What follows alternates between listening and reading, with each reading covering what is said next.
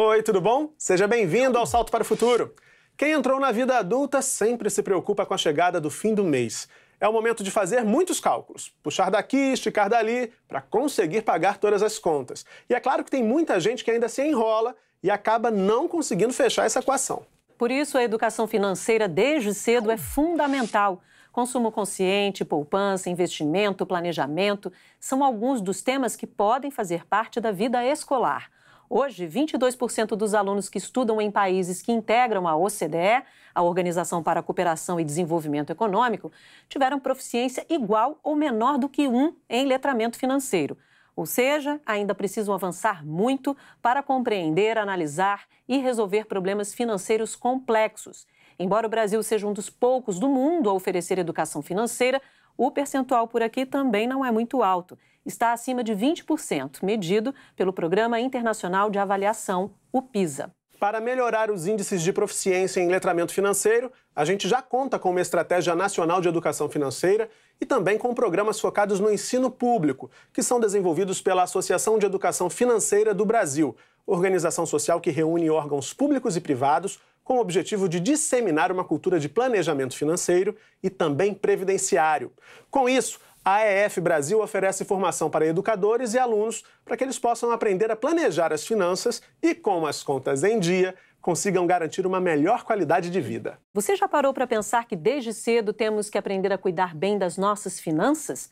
Pois bem, desde 2010, o Brasil tem uma Estratégia Nacional de Educação Financeira e, a partir de 2013, ganhou uma Associação de Educação Financeira que dissemina a cultura do planejamento financeiro e previdenciário. Vamos compreender melhor o que está envolvido na educação financeira com as nossas convidadas. Cláudia Forte, superintendente da AEF Brasil, e a secretária de Educação, Juventude e Esportes do estado do Tocantins, Vanessa Zavarizi Sequim. O Tocantins é o estado que conseguiu promover a proposta da educação financeira em todas as escolas. E a gente vai conhecer, a partir de agora, essa experiência. Bom, para começar o Salto para o Futuro de hoje, muito obrigado pelas duas, pela presença aqui no nosso estúdio.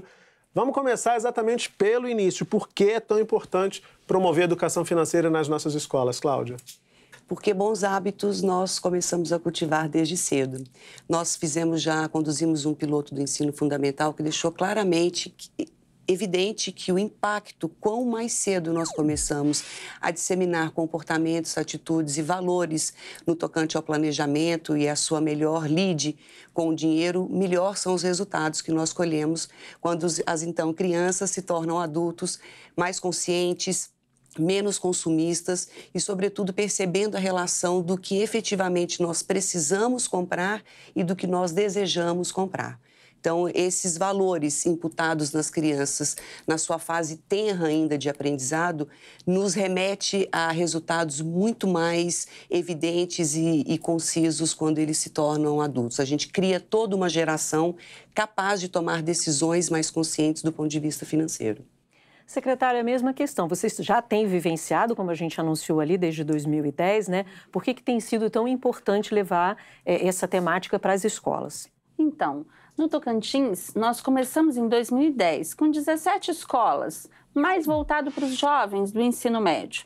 Eles gostaram muito da experiência, um material didático muito lúdico, muito atrativo e de uma forma interdisciplinar, foi muito mais fácil trabalhar a educação financeira. Não ficou apenas para o professor de matemática ou da área de exatas para trabalhar o conteúdo na sala de aula. De uma forma muito mais prazerosa, a gente consegue trabalhar com projetos interdisciplinares e os alunos conseguem compreender temas e conteúdos que às vezes são lições na sala de aula, de rotina, que eles não conseguem compreender. E por meio da educação financeira é possível não só compreender o conteúdo na escola, mas também o nosso aluno é agente de informação e de transformação. Eles conseguem levar para casa, para a comunidade, e os pais estão também ajudando e aprendendo a cuidar mais, planejar o seu dinheiro, poupar e investir, por exemplo, realizando um sonho da família, que é fazer uma viagem e que antes não era possível. Coisa boa. Oi, gente! Licença! Pra quem não me conhece, eu sou a Fê. Pra quem já me conhece, eu também sou a Fê. Olha que coincidência. E isso aqui é o 100 Neuras! Não, isso aqui é o salto pro futuro, não é? Tô ficando louca já tô ficando doida. O Fê, calma aí. Já que você invadiu o salto, seja bem-vinda, tá? Mas conta pra gente e pra quem tá nos assistindo também o que é o Sem Neuras. Sem neuras é a solução dos meus problemas. Brincadeira, gente. Sem neuras, mas também é, tá? Sem Neuras é a série que vai mostrar como a educação financeira pode mudar a vida de um ser humano. No caso, esse ser humano sou eu. No caso, eu tô dando spoiler de mim mesma. É isso. Peraí, Fê, olha só. Você tá um pouco ansiosa, né? O Sem Neuras estreia ainda agora esse mês de agosto, aqui na tela da TV Escola. Mas como a gente já disse, você mesma também falou, aqui agora é hora do salto para o futuro. Você tá o quê? Você tá ansiosa para falar com o pessoal sobre educação financeira, planejamento financeiro, é isso? Murilo, doido. Ansiedade é o meu sobrenome agora, nesse momento. Bom, então, Fê, já que você se apresentou, vamos saber um pouco mais sobre esse programa, que é uma das iniciativas da EF Brasil para promover a educação financeira. Roda aí o vídeo, diretor. Gente, pra quem não me conhece, sou a Fê e esse aqui é o meu canal Sem Neuras. Vou estrear! Eu vou mostrar para o Brasil e para o mundo como eu sou boa de conta. E posso até dar uma ajudinha pra quem tá com a vida financeira naquela situation. Vai ter planejamento, vai ter controle de gastos com receita e com despesa, vai ter cálculo de renda bruta e renda líquida. Calma, gente, não precisa se desesperar e sair correndo, que eu vou explicar tudo de um jeito simples. Eu vou mostrar como colocar em prática o consumo consciente. Se você gostou desse vídeo, eu gostaria de te ensinar a regra dos 3 Cs, que é curte, comenta e compartilha. Tá vendo minha genialidade? Beijo, gente! Me acompanhem. Fui! Quer dizer, fico!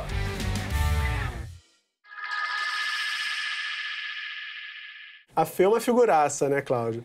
Queria que você falasse um pouquinho qual a expectativa para que esse projeto, aqui, essa produção da TV Escola, em parceria com a EF, possa aí chegar aos jovens de todo o país, para que eles façam um uso mais consciente dos recursos financeiros.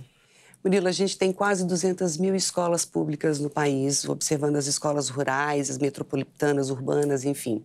De uma realidade muito distinta, nós temos um Brasil no Sul com características muito distintas do Brasil do Norte, e encontrarmos um personagem que pudesse falar a língua desses jovens de um Brasil continental. A Fê é essa nossa personagem, e a comunidade escolar, os nossos alunos, para quem nós aplicamos e já mostramos o vídeo, a expectativa é altíssima, porque nós estamos desenvolvendo a estratégia, tentamos na primeira fase com livros, numa aproximação com os professores, mas agora, além de colocar o professor no cerne, no centro da nossa estratégia, nós observamos as linguagens que estão sendo utilizadas agora pela juventude.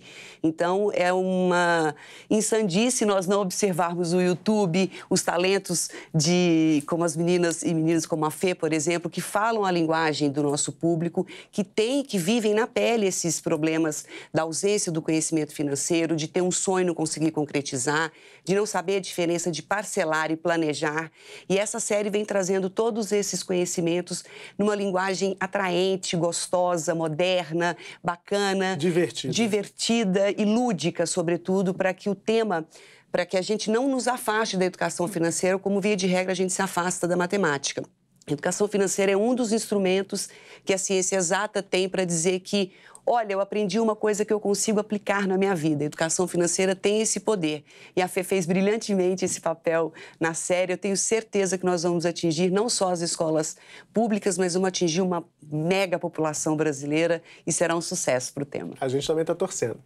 Agora, secretária, muita gente pode estar se perguntando nesse momento se assuntos como juros, previdência, alguns assuntos que a Fê já apontou ali, que o próprio Sem Neuras vai comentar, vai falar, vai abordar, eles talvez não sejam muito complexos para serem trabalhados já desde do ensino fundamental, né? Como a senhora disse, as crianças lá no Tocantins já estão aprendendo essas questões. O que a senhora responderia para essas pessoas que acham aí, veem uma possível complexidade na introdução desses temas já desde os primeiros anos aí do ensino fundamental, né? Então, tanto a formação de professores quanto o material didático que é utilizado é adequado à faixa etária dos alunos. Então, nos primeiros anos do ensino fundamental, as séries iniciais, o material é voltado para aqueles conteúdos daquele currículo. E a educação financeira, ela entra de forma transversal, adequando aquele conteúdo necessário a ser trabalhado para aquela faixa etária, para aquela série ano. Então, a facilidade é trabalhar de uma forma conjunta, coletiva e integrada. No momento do planejamento do professor, o coordenador pedagógico, ele coordena um trabalho com todos os professores das áreas voltados para a temática da educação financeira. Então, é uma forma muito mais prazerosa de organizar, às vezes em projetos, às vezes em ações mesmo, envolvendo até mesmo empresários locais, lojistas, em alguns projetos interdisciplinares. E já para os jovens, as feiras empreendedoras são ações que eles se envolvem muito. Como a senhora mesma disse, desculpe interrompê-la, é interdisciplinar, né? Você vai poder falar de várias áreas. Você tem a matemática aí como base, como apoio, mas você pode ter geografia, porque vai mapear talvez o consumo local, enfim, uma série de questões aí que podem ser... Isso mesmo. Né? Agora, em 2017, que nós estamos trabalhando na rede com a educação financeira a partir de 2017, o ensino fundamental e o ensino médio, também em 2017 nós implantamos uma nova disciplina no currículo, que é redação. Nós sentimos a necessidade de separar a língua portuguesa da redação. E agora tem uma ação nova, que é uma nova estratégia de trabalhar a educação financeira nas aulas de redação, desde o primeiro ano do fundamental até o ensino médio. E aí é um ponto interessante, Cláudia, desculpa até te interromper aqui, secretário, porque eu acho que é importante para quem está nos assistindo isso. Geralmente, quando a gente fala da inclusão de um determinado tema no cotidiano das escolas, no trabalho pedagógico, se pensa logo na criação de uma disciplina para discutir aquele assunto. Não é isso que a AEF preconiza quando se fala de educação financeira, né? É exatamente que seja um tema transversal. Eu queria que você falasse um pouquinho de por que essa opção acaba contribuindo para que esse conhecimento chegue mais facilmente, se a gente pode dizer assim, aos alunos e para que, de fato, essa aprendizagem seja significativa. Esse é um tema muito recorrente, muito interessante para o cotidiano da EF e para a comunidade escolar como um todo. As experiências mundiais mais bem-sucedidas na temática de educação financeira mostram o contrário disso, mostram que quanto mais o tema é interdisciplinar, é transdisciplinar e multidisciplinar, mais efetividade ele traz no seu resultado.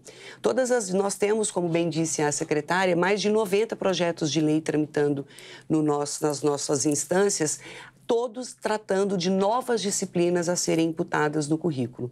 Então, a gente teve agora a BNCC, numa consulta pública, 12 milhões de brasileiros participaram da Base Nacional Comum Curricular, dizendo ali que assuntos deveriam ser tratados, como deveria ser tratado. Daí a reforma do ensino médio também, que é um outro avanço importante para o mundo escolar brasileiro. Mas as duas grandes reformas, a reforma do ensino médio e a BNCC, caminham convergindo exatamente para que não haja uma disciplina de educação financeira, assim como não há uma disciplina de educação para o trânsito, não há uma disciplina de educação ambiental, exatamente porque são valores. Valores nós não construímos por meio de uma disciplina que você decora ao longo de um ano fórmulas, nomes e países e aplica aquilo numa prova final. Comportamento, mudança de hábito e de atitudes precisa ser tratado desde o ensino religioso, passando pela matemática até a educação física. E você me dizia também, antes da gente começar a gravar aqui, na conversa que a gente teve antes do programa, que os países que já desenvolvem esse trabalho também registram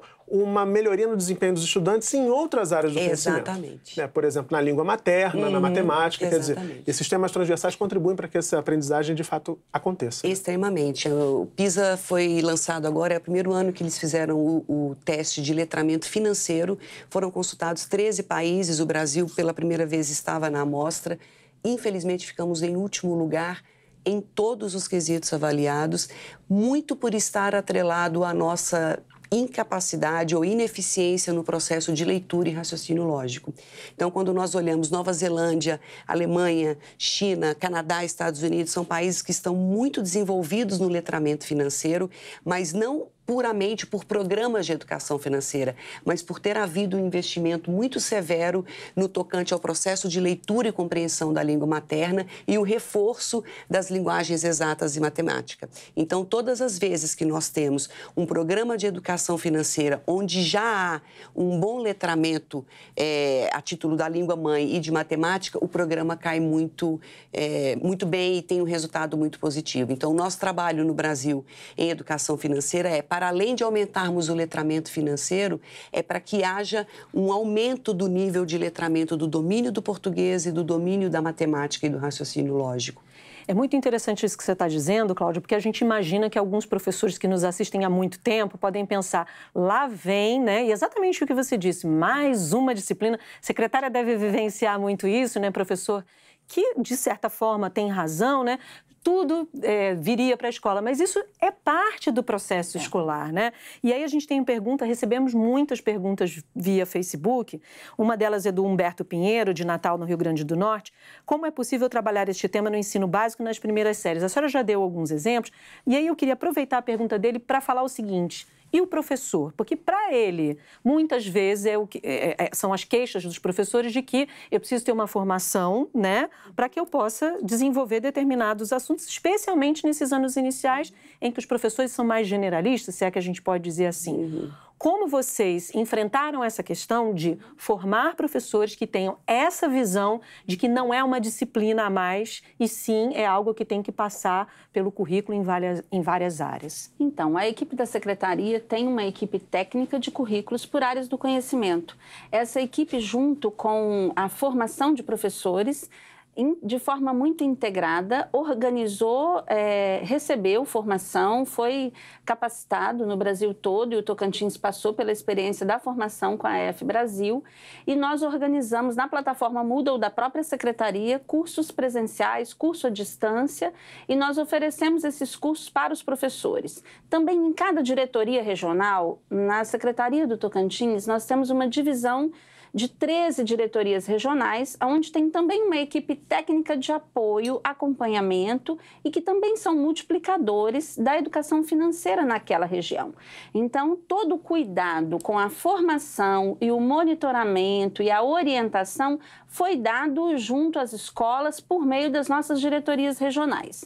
Agora, muito recente, nós tivemos o apoio e a parceria da Universidade Federal do Tocantins, que veio agregar uma proposta que foi definida no Tocantins pela sociedade, por todos os segmentos da educação, no Plano Estadual de Educação no Tocantins, na Meta 23, que é na meta de melhorar a qualidade da educação básica, está lá como estratégia a educação financeira. A Universidade Federal está oferecendo um curso presencial e à distância para os professores. Ele iniciou em maio, na Semana da Educação Financeira, e finaliza em novembro desse ano. Então, nós acreditamos que a formação, o acompanhamento da Secretaria, da EF Brasil e da Universidade está fortalecendo a estratégia de educação financeira no currículo de forma transversal dos nossos alunos. O Alexandre Saramelli, obrigado, Alexandre, pela participação, disse o seguinte, Cláudio: em recente pesquisa divulgada pela OCDE, você já mencionou esse dado, o Brasil está em último lugar em educação financeira entre os países que fazem parte ali da organização. Nossos adolescentes com 15 anos não conseguem ler e interpretar um extrato bancário, diz o Alexandre. Ele também diz que não vê uma preocupação autêntica em tentar resolver esse gravíssimo problema.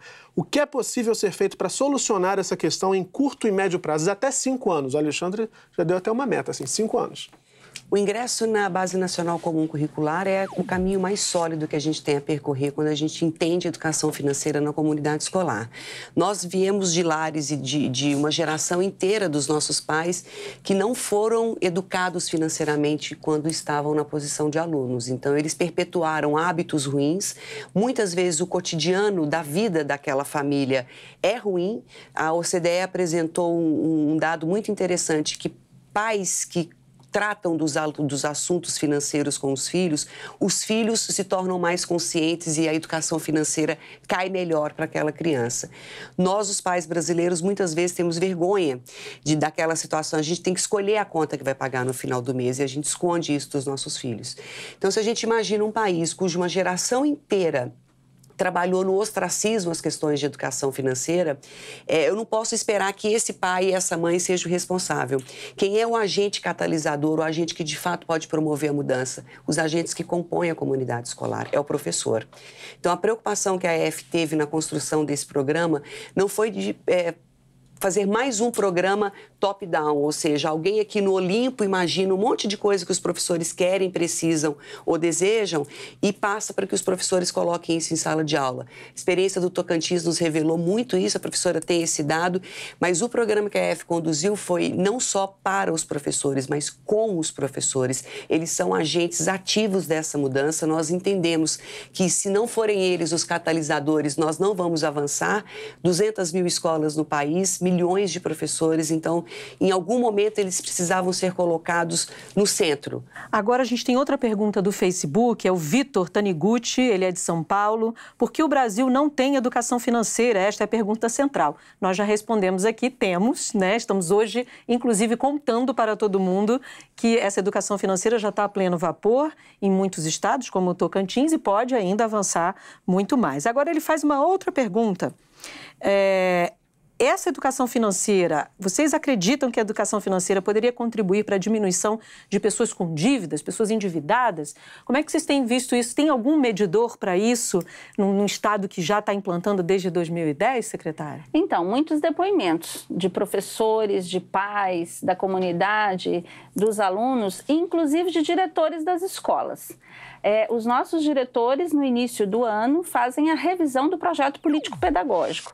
E eles já estão fazendo a revisão com um olhar também financeiro. Eles recebem, conforme o número de matrícula, um valor mensal para custear todos os gastos da escola. E a educação financeira está fazendo com que eles também façam um planejamento, também possam poupar recursos para fazer um investimento que os próprios alunos vão eleger e ajudar a economizar para investir. Coisa boa, ainda mais nesse momento que a gente está vivendo, né? Crise, todo mundo fala de crise econômica, é bom sair ali um pouquinho do vermelho e ficar no azul. Bom, já que a gente está com a participação especialíssima da nossa youtuber, Fê, vamos conversar um pouquinho mais com ela. Oi, Dona Fernanda, tudo bem? Conta pra gente, você aprendeu muita coisa nova que você não sabia sobre organização financeira? Aprendi, gente, aprendi muita coisa. Inclusive, Murilo, a gente, assim, todo mundo sabe que o que a gente faz influencia no mundo ao nosso redor, né?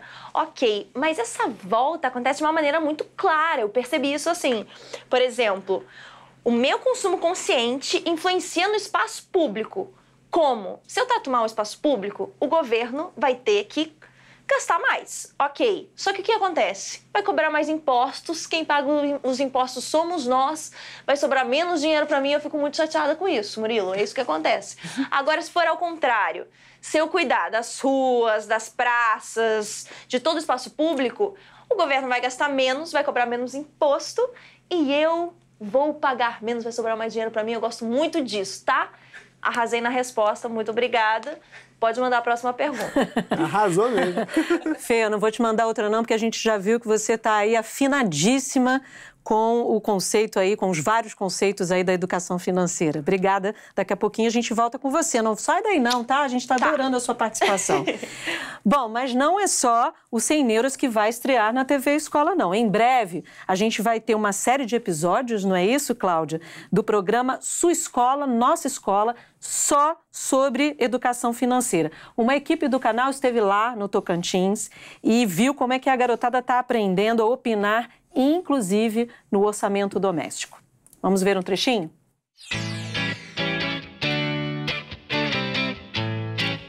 O projeto de educação financeira tem como intuito de ensinar os alunos sobre situações que ocorrem no nosso dia a dia. São pequenas lições que tem exemplo, que tem prática, que você pode levar, você pode mudar a vida, não só a sua, mas de toda a sua família. Cada turma, do 6º ao 9º, e de primeiro a terceira série, eles são contemplados com aulas diversificadas, diferenciadas e lúdicas, envolvendo o tema educação financeira.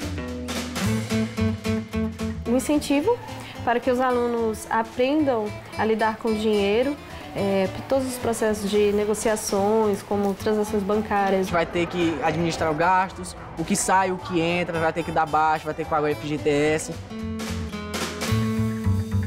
Chega em casa e põe em prática tudo aquilo que a gente aprendeu na escola. E a gente começa a pensar as coisas tudo de outra forma. A gente não fala só em financeiro, falando só de dinheiro. São as necessidades, são as prioridades que a gente trabalha enquanto escola para, com isso, elas terem uma formação mais adequada para a sua vida. O impacto, ele é prático, né? Quando o professor sente isso, ele adere ao programa. Então, hoje, no Tocantins, nós temos a universalização da educação financeira como tema transversal dentro do currículo. Bom, a gente viu aí no trechinho do Sua Escola, Nossa Escola, que tem muita garotada jovem aí metendo o bedelho. Não tem aquela história de que orçamento é assunto para gente grande, não. Já estão opinando. Eu queria saber da senhora secretária, a senhora falou há pouco de professores, gestores de escolas que também têm relatado aí uma melhor utilização dos recursos financeiros. Se também tem esse feedback vindo dos jovens, de alunos e alunas do ensino médio, por exemplo, eles já estão mais familiarizados com essas questões todas? Sim, os nossos alunos, eles são protagonistas, né? Então, na educação financeira também, e levam isso para casa.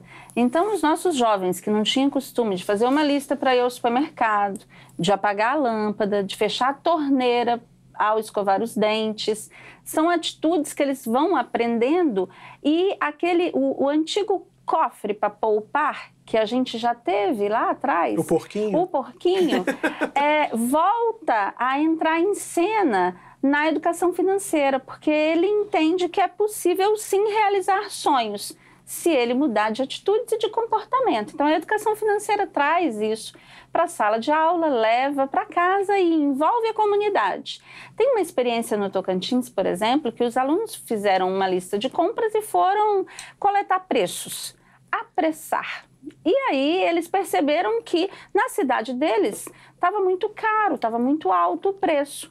E esses alunos foram na cidade vizinha e descobriram que lá as mercadorias, os produtos que eles queriam, estavam muito mais em conta.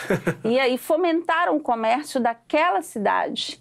E isso fez com que também repensasse os comerciantes, os lojistas da cidade onde eles moravam, a mudar também de comportamento. A política de preços, né? Exatamente. Olha o impacto da ação, né, Uma Bárbara? ação clara, demanda e oferta. Se você não vou passar a não comprar mais aqui, eu vou ter que diminuir meu preço para poder te atrair. Ótimo isso. Menina despertinha, né? Agora, Cláudia, como é que funciona isso com as crianças, né? Porque aquilo que a gente já falou de uma certa forma, ter essa dimensão talvez jovem, porque você já está aí pensando daqui a pouco em trabalhar, já está começando a fazer algumas contas que você precisa ter algumas coisas. Já lida mais com dinheiro. Já lida mais com dinheiro, que recebe talvez uma raridade, mas alguns recebem mesada. Mas com a criançada, para ter essa noção de o que é gasto, o que não é gasto, o que é consumo consciente, como é que vocês promovem isso na formação, na proposta didática de vocês? Como é que vocês fomentam essa ideia? Antes da Cláudia responder, vou só fazer um alerta para o Humberto Pinheiro, que mandou essa pergunta. Ele é de Natal, no Rio Grande do Norte, e quis saber no Facebook como é possível trabalhar com esse tema no ensino básico, ali nas primeiras séries. As crianças hoje, se você entra numa sala de aula e pergunta de onde vem o leite, uns respondem da caixinha, outros respondem da latinha e pouquíssimos respondem da vaquinha. As crianças não conhecem o ciclo das coisas. Então, olhando os primeiros anos do Fundamental, primeiro e segundo, nosso material trabalha com a história da batata. Qual é o ciclo que envolve a produção da batata, do que é possível fazer com a batata, e é uma linguagem que as crianças de 7 anos entendem. Elas gostam do purê, que acham que é de batata, que pode ser que venha de um saquinho pronto. E a batata tem toda uma cadeia de fornecimento. Então, esse conceito da cadeia de fornecimento tem um impacto na decisão da criança e de como ela leva isso para casa. Claro que a gente discute juros simples, juros compostos, mas diante de uma população com 61 milhões de brasileiros em posição de inadimplência, a cada 10, 4 estão com dívidas em atraso, o que a gente precisa mudar, para além do letramento, conhecimento, é o comportamento. Então, o grande desafio da educação financeira para os pequenininhos é ensiná-los a pensar desde cedo que toda ação tem uma reação. E quando a gente trata isso de dinheiro, ela é inegável, ela está no seu, ou você tem para comprar ou você se endivida para fazê-lo. Ou você planeja o seu sonho desde cedo ou você parcela a juros altíssimos o seu sonho desde cedo. Cláudia, eu vou continuar com você, porque eu falei há pouco da questão de crise financeira. O Brasil é um país em que a crise financeira parece permanente, né? A exceção são os períodos em que a gente não está enfrentando grandes turbulências do ponto de vista econômico. Portanto, pode dar a impressão de que a gente já deveria lidar com as questões financeiras de uma forma melhor, mais inteligente, mais sustentável. E pelos dados que você diz, não é isso que a gente verifica, também pelo que a gente vê na televisão, nos jornais, na internet, não é isso que acontece. Nesse sentido, eu queria que você falasse da AF, a pergunta que a Bárbara deixou no final do bloco anterior, né? O que é essa organização, como ela atua, quais são os objetivos dela? A AF é o produto da Estratégia Nacional de Educação Financeira, ela é regida pelo Comitê Nacional de Educação Financeira, cujos membros são 4 entidades da sociedade civil e 7 entidades do governo, tendo o MEC como assento permanente no CONEF. Qual é a missão nobre da AF? Fazer do Brasil uma nação financeiramente educada. Para isso, nós começamos com 4 projetos, 2 voltados à escola, ensino médio e ensino fundamental, olhando o Brasil como uma nação do futuro, e 2 focados na população adulta já marginalizada, já vulnerável do ponto de vista econômico, que são mulheres atendidas, beneficiárias pelo programa do Bolsa Família e aposentados com até 2 salários mínimos. Eu diria que são os 2 extremos de atenção que o Brasil precisa. Aqui no meio a gente tem exprimido a população economicamente ativa, que é quem trabalha, quem quem paga os impostos, quem mantém o nível econômico do país.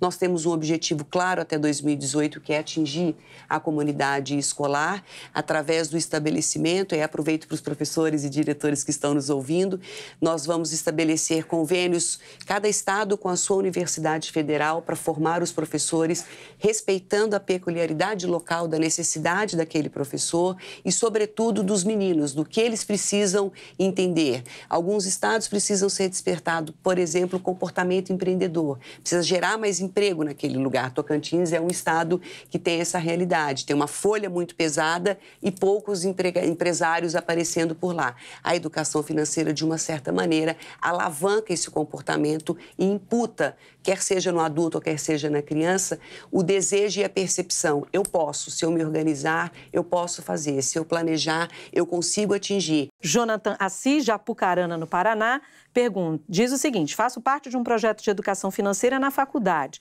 Para esse ano, estamos projetando dar aulas para o ensino médio. Qual a forma ideal de ensinar adequadamente esses jovens? A senhora já falou aí um pouco de como é que os jovens, o que atrai esses jovens para esse assunto, para essa temática, para essas várias temáticas que compõem a educação financeira, mas que outras sugestões a senhora daria aí para o Jonathan de Apucarana? Então, tem muitas atividades que já acontecem no Tocantins.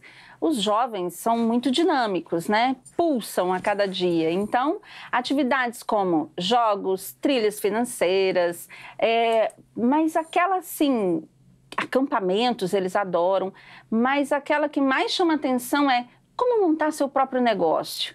E a partir de criar uma empresa, o CNPJ, como definir o proprietário, o gerente, a missão da empresa, a visão, os valores, tudo isso é construído com eles e culmina essa ação numa feira de negócios. E eles dão nome à feira, trabalham com dinheiro fictício nessa feira e definem o lucro, pagam as contas, o que fica para cada um. Então, assim, a feira de negócio, montar o seu próprio negócio, tem dado muito certo para os jovens nos projetos de ensino médio. Legal. Agora, Cláudia, vou fazer o papel de advogado do diabo.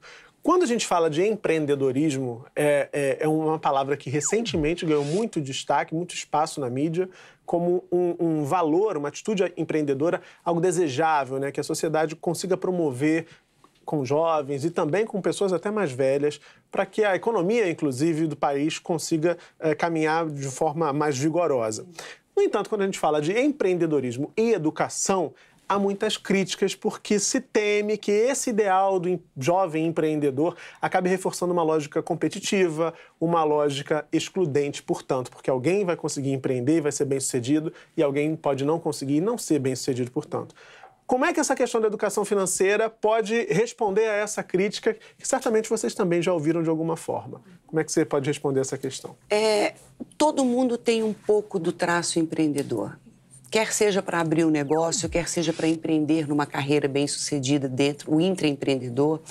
A educação financeira, ela propicia esse olhar. O Brasil, como nação, tem uma característica empreendedora muito importante. Todos os anos, nos últimos 10 anos, é conduzida uma pesquisa mundial pelo DIM, e o Brasil está sempre entre as 5 primeiras posições como o país mais empreendedor do planeta, que é um dado que nos agrada, né? Confesso que é um pouco, né, contraditório, é um pouco, chama a nossa atenção pelo fato da gente dizer muitas vezes, né, que nós não temos uma capacidade criativa, né, o senso comum, né? O que traz de novidade, o que traz de problema para esse dado, que é muito bacana, são 2. Nós temos um volume imenso de negócios que são abertos no Brasil, mas no oposto dessa pesquisa, nós também aparecemos nos primeiros lugares do país que abre e fecha os negócios em menos de 2 anos. Entre um dado e outro, tem a educação. Sim. Falta o planejamento. E aí, quando a gente fala de empreendedorismo nessa perspectiva, talvez você falou esse dado 5, um dos 5 países, né, mais empreendedores. Maior nível de a gente pensa numa coisa sistematizada, uma empresa, né, uma escritório. A garota que leva o docinho para vender na escola está empreendendo. Claro. Né? A gente tem uma história no Amazonas de uma menina que precisava comprar, ensino médio, precisava comprar um óculos de grau de uma família com recursos muito parcos e não conseguia comprar o óculos. Ela participou do programa, do projeto piloto e entendeu ali, teve a sacada, começou a fazer brigadeiros. Ela foi parar no jornal local da maior emissora lá do Amazonas, exatamente por isso, porque no prazo de 6 meses ela não só conseguiu mover o negócio, ela envolveu a mãe na feitura dos brigadeiros, comprou e já separando um pedacinho para a poupança, porque ela queria também comprar o óculos para a mãe dela, que também tinha problema de visão. Claro que é um exemplo pequeno no universo imenso de um país continental como a gente tem o Brasil, mas são essas mudanças que a educação financeira é capaz de provocar. Nós não vamos, talvez, fazer... O Brasil não é um país de grandes empresas. Se a gente olhar as 500 maiores empresas do mundo, 420 são americanas, 80 estão espalhadas pelos outros países.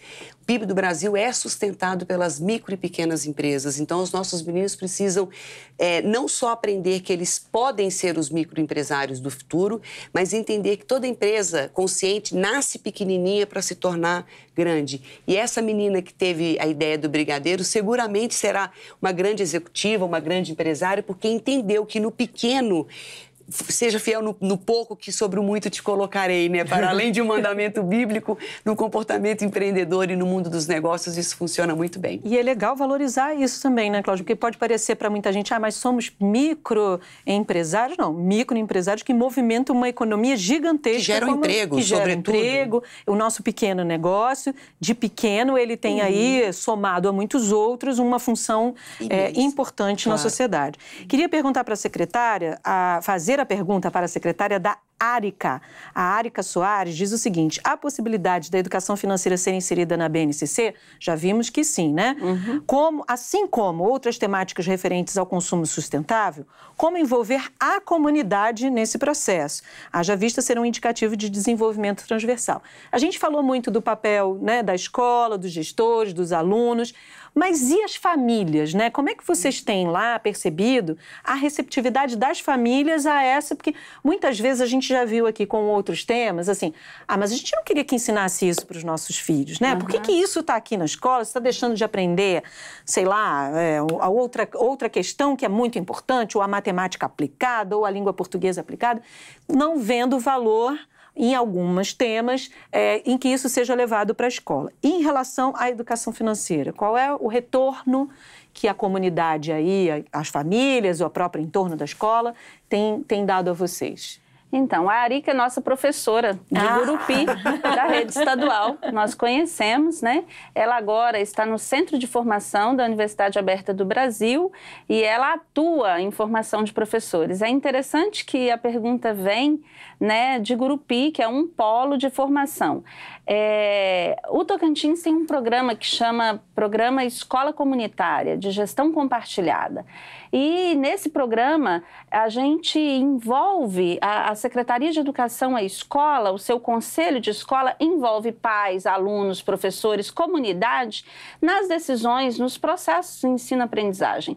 E nesse momento, os pais compartilham e conhecem o projeto político-pedagógico da escola, o que o aluno vai aprender naquele ano, como ele vai aprender. Então, os pais, eles se envolvem, tem muitas reuniões de pais, não é só bimestral para falar o resultado do rendimento do aluno, ele realmente conhece os projetos de aprendizagem dos seus filhos. E os pais acabam se envolvendo. Com a educação financeira, a gente já viu e ouviu depoimentos de mães e pais que querem, inclusive, participar das aulas da educação financeira junto com seus filhos. Bom, e a gente não pode terminar esse programa sem falar com a youtuber mais animada desse Brasil, não é mesmo? Então, Fernandinha, querida, diga lá, você tem algum recado para quem vai passar a te acompanhar em breve aqui na tela da TV Escola? Tenho, não só três recados. O primeiro é assistam, o segundo é assistam e o terceiro, para dar uma variada, é acompanhem, tá, gente?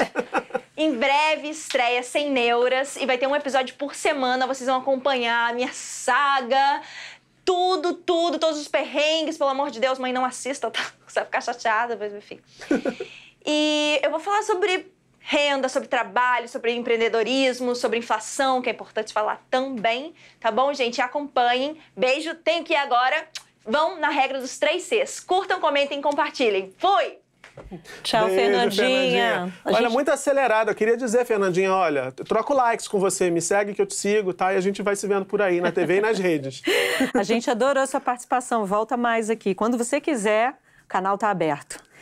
Olha só, já que a Fernandinha falou aí do Sem Neuras, a gente também tem uma pergunta em relação ao material didático. E aí, tudo tem ligação, né, Cláudia? O Sem Neuras com material didático, tudo faz parte de um projeto, né? Um programa de formação aí. E aí o Alexandre Saramelli diz o seguinte: a educação financeira ainda não é um valor dentro da educação brasileira. Ainda questionável, talvez um pouquinho aí, Alexandre, que a gente está falando aqui, então já temos aí um valor já presente, né, nas escolas, em algumas escolas, aí a ser, e talvez aumentar, mas já está implantado. Mas ele pergunta, tentar simplificar ao máximo o conteúdo para abrir uma cultura de educação financeira no país não contribuiria ainda mais para criar uma resistência à educação financeira?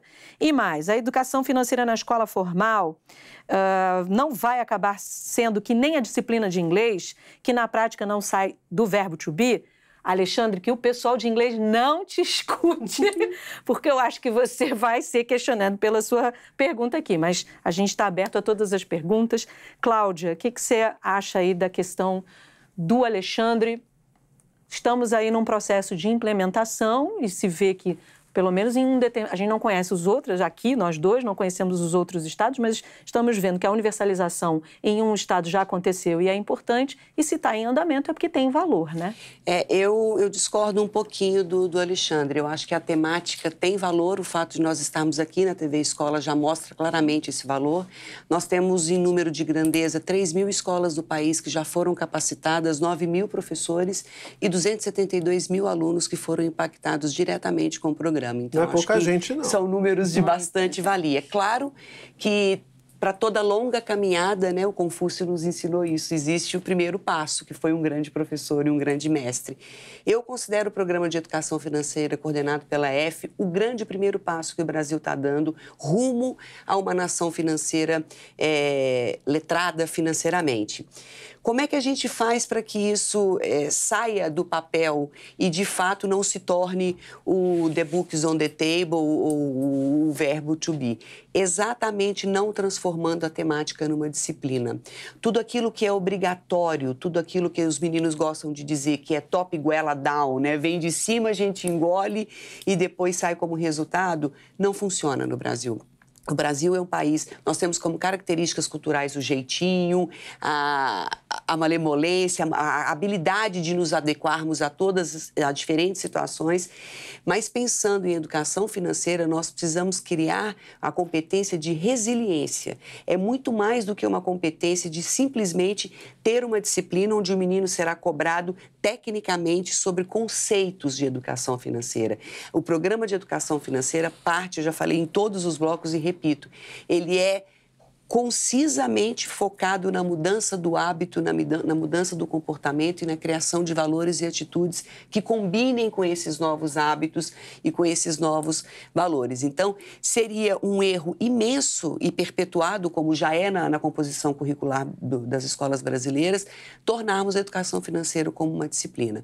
Quando eu tenho um professor de ensino religioso, de educação física, de matemática e de biologia, trabalhando a temática da educação financeira... E por adesão? Eu crio um senso de pertença. Isso é uma questão importante. Desculpa interrompê-la, Cláudia. Para quem nos assiste, pode estar perguntando agora. É gratuito? Como eu faço? É ligado à secretaria? Eu preciso aderir? A secretaria precisa aderir a vocês? Ou eu, professor, já que a minha secretaria não aderiu, porque isso pode acontecer, claro, eu mesmo posso acionar? Como é que funciona? Ou é só o professor de matemática, já que tem uma ligação mais óbvia? Não é só para o professor de matemática. Aliás, os professores de matemática, claro, né, por DNA, gostam bastante da temática, mas nós temos experiências muito bem construídas no ensino religioso, na biologia, enfim.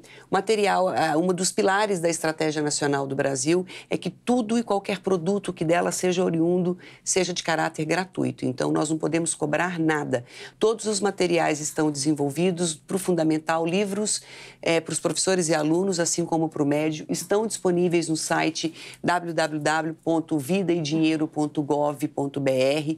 Pode-se fazer o download, há lá o curso disponível de 40 horas para os professores que quiserem fazer. Claro que a gente espera que esse programa e toda a estratégia possa ser observada pelos secretários que nos assistem, se inspirem na experiência do Tocantins.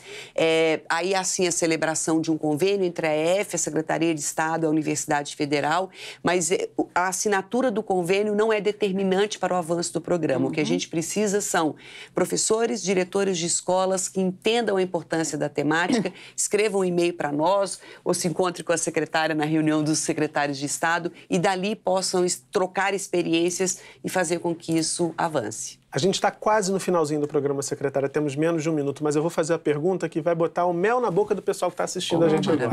A senhora disse logo no começo que lá o Plano Estadual de Educação tem na educação financeira uma estratégia para a melhoria da qualidade da educação no estado do Tocantins. Já é possível colher algum resultado assim dessa estratégia? A qualidade da educação, da aprendizagem dos alunos já está melhorando a partir do momento que a educação financeira já é uma realidade nas escolas? Sim, nós conseguimos perceber isso por causa das competências e habilidades, dominar as 4 operações. É a primeira competência que ele precisa adquirir para conseguir caminhar e trilhar os outros conteúdos. Então, a gente percebe que sim, mudança de comportamento também dos professores, da gestão da escola, da própria coordenação pedagógica, esse é o grande desafio. Antes da gente fechar, a gente só precisa deixar o site, né? O site do Vida e Dinheiro, é isso? Vida e Dinheiro, isso. É uma plataforma que vai ser uma referência de educação financeira no Brasil, www.vidaedinheiro.gov.br. Se a Fê estivesse aqui, ela ia falar, não precisa mais dizer o www, professor, então é o vidaedinheiro.gov.br. O professor, o educador, o gestor encontra tudo que você disse lá nesse site. Exatamente, todas as ferramentas disponíveis. Legal, Cláudia, obrigada. Muito obrigado pela participação. E assim a gente encerra o Salto para o Futuro de hoje. Eu agradeço mais uma vez as presenças da Cláudia Forte, superintendente da Associação de Educação Financeira do Brasil, e da secretária de Educação, Juventude e Esportes do Tocantins, Vanessa Zavarizi Sequim. Quer participar do Salto? Então acompanhe os perfis da TV Escola nas redes sociais. Você pode enviar perguntas via Twitter, Instagram ou Facebook. No Twitter é só fazer a sua pergunta ou seu comentário usando a hashtag Salto para o Futuro. No Instagram é só seguir o perfil @TV Escola e deixar suas mensagens nos posts em que nossa equipe divulga os temas dos próximos programas. E no facebook.com/TV Escola é a mesma coisa. Basta clicar nos posts com os temas do Salto e deixar suas perguntas nos comentários. Não tem desculpa para não participar do programa. Escolha o seu jeito preferido e faça o salto para o futuro com a gente. Bom, e por hoje é só. A gente se vê no próximo programa aqui na TV Escola, o canal da educação. Tchau. Tchau.